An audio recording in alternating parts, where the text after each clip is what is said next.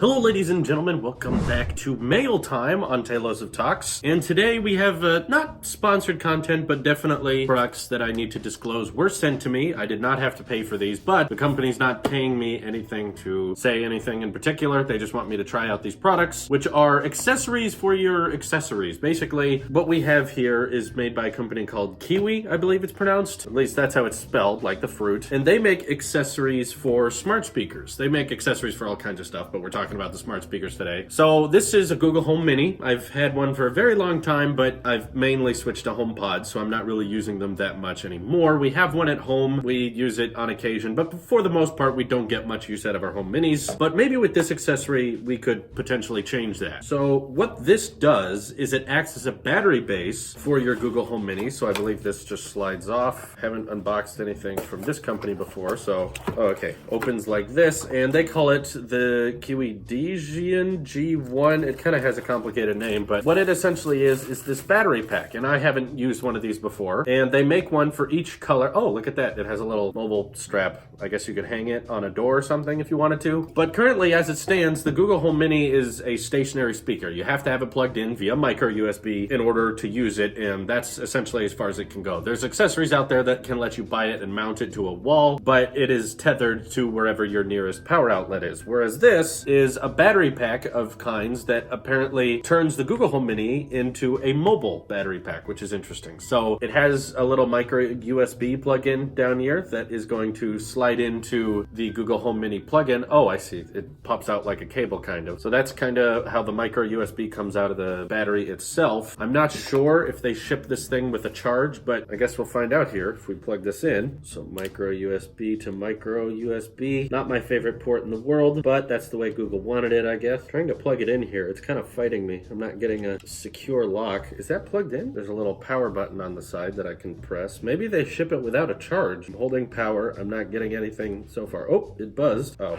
that was actually just the rubber base rubbing this. It didn't buzz. For a second, I was like, there's haptic feedback in this? There, my God, we got it to plug in. That took forever. This might affect my recommendation. Okay, it's lighting up on the front. I'm seeing some lights, which is good. The Home Mini kind of slips into it like this and becomes this little mobile pouch lighting up on the front, so I assume that means it has a charge. There it goes. Home Mini lights are lighting up there, so it's able to supply the charge to the Home Mini. I'm not sure exactly how much extra battery it provides. Oh, we're lighting up.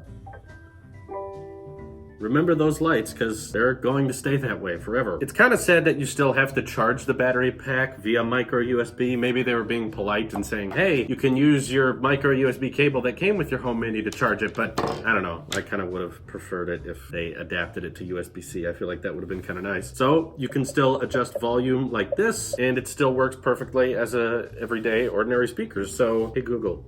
I can't connect to your Wi-Fi network. You can reconnect to Wi-Fi from your Google. This has been at home for a while, so it doesn't remember the office Wi-Fi. But I also have one that came in black, although I don't have a black Home Mini anymore. I'm not sure. I'll probably use this around for a while, and maybe if it's decent enough, we'll consider giving one of these away. Ordinarily, they're not too expensive. They're like 30 bucks, which is not crazy, but I don't know. A lot of you guys probably have Home Minis out there. Maybe you could use this and you can pack it around with you. Even when you're done for the day, you can probably bring this home and put it where your Home Mini usually is and keep using it that way. But they also sent a shipment that I'm more confused by, but it is for the HomePod, which is a smart speaker I'm normally using. This is some type of HomePod base. So perhaps if you were worried about the HomePod marking up your furniture or leaving rings on it, this thing screws into the bottom of your HomePod. They call it a design stand holder. So it screws into the bottom of your HomePod and provides it with a little bit more extra footing. And I will say, it was only a $20 accessory, but this is made out of very, very fancy metal. This is definitely aluminum, and this feels very heavy, very hardcore. And I'm not exactly sure if they're trying to reach a demand here that's a big complaint. There's a lot of complaints with the HomePod, but the way it stands up is not one of them. There's a little plastic on the feet here. I guess I can peel these off because it's sort of satisfying, I guess. Not as satisfying as pulling the plastic off an iPhone screen, but hey, plastic is plastic. Okay, so all the plastic's peeled off there. We have it in the space gray finish. So obviously, whoa, when you rest this thing on the ground, it does not move. It is like fixed on the desk here. So just off camera, I happen to have a space gray HomePod. Hopefully you can see this. And from what they're telling me, you know what? I'm not gonna make this mistake again. What do the instructions say? Turn HomePod upside down, horizontally fixed, safely positioned. Well, that's kind of dangerous, Kiwi. You want me to put the glass on the bottom using the stand fixed and insert the bottom recess of HomePod. So basically, I think they're just saying, shove this in here. And I'm pretty sure that's how it works. So I'm setting it off on accident here. Okay, so here's our HomePod stand. I believe it just kind of rests like that. And then boom.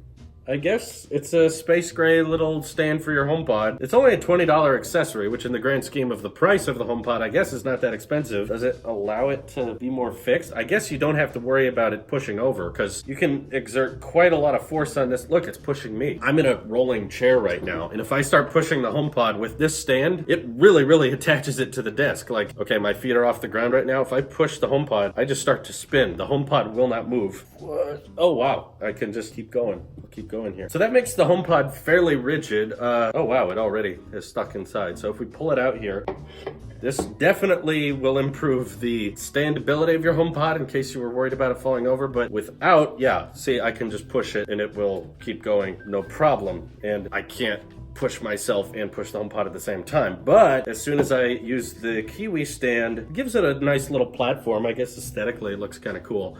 And then pushing this thing is near impossible. It is stuck in place, which is kind of cool. Whether or not you guys want to get one for your HomePod, it's really up to you. It's neat. I don't know if I would spend $20 on it, but I guess if you were worried about it knocking over or you don't like your HomePod slipping or anything, this is a great way to get it very structurally sound because this thing is not going anywhere with the stand. So that concludes mail time, and I'll try to think of when we're going to announce the giveaway for this thing or if we even should give it away. I guess it's somewhat interesting. I'll see how good the battery life is on this and carry it around with me. I guess one problem with a mobile Google Home Mini is that once you leave a Wi-Fi network, it's probably going to get very, very confused. So it's mobile, but probably just mobile within your house or office. Don't take it from work to home to work to home because it's going to be like, where's the Wi-Fi? What do I do? But anywho, yeah, that's our smart speaker accessories for the day. All right, Wyatt, we've just finished filming what? Mild ones. Mild, warm ones. This Saturday short is very different from our regular Saturday shorts, which is normally like, here's what's going on around the office. But it was very fun to film. There was a lot of planning. This one was like an actual skit. This is an actual skit. It wasn't just like a recreation of what happened. No, this is a recreation of someone else's channel. Yes. So showcase what sauces we have on display, Wyatt, for those curious. Starting with neem, some supplements, dietary supplements, powdered butter. I'm fairly certain this is either thyme or oregano. Okay. Ragu. Undisclosed yellow powder.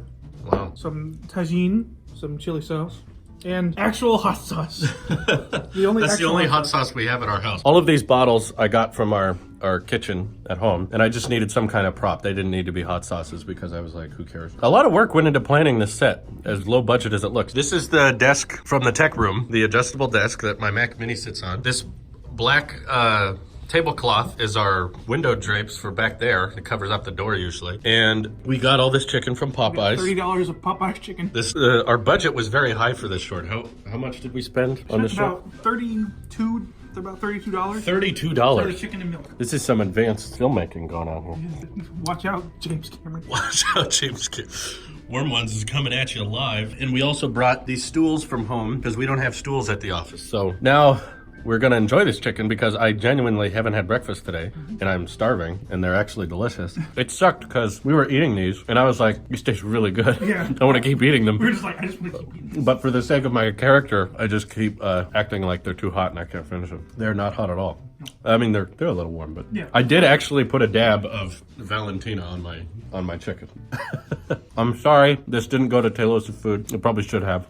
There's 2 pieces of chicken in there. We could put that on Taylor's Food. There you go. 2 pieces. Popeyes. There you go. Problem solved. Okay. I think have we done Popeyes before? Maybe? I think we have. I think we've done Popeyes before. Oh well. Hope you enjoy the short. Bye-bye.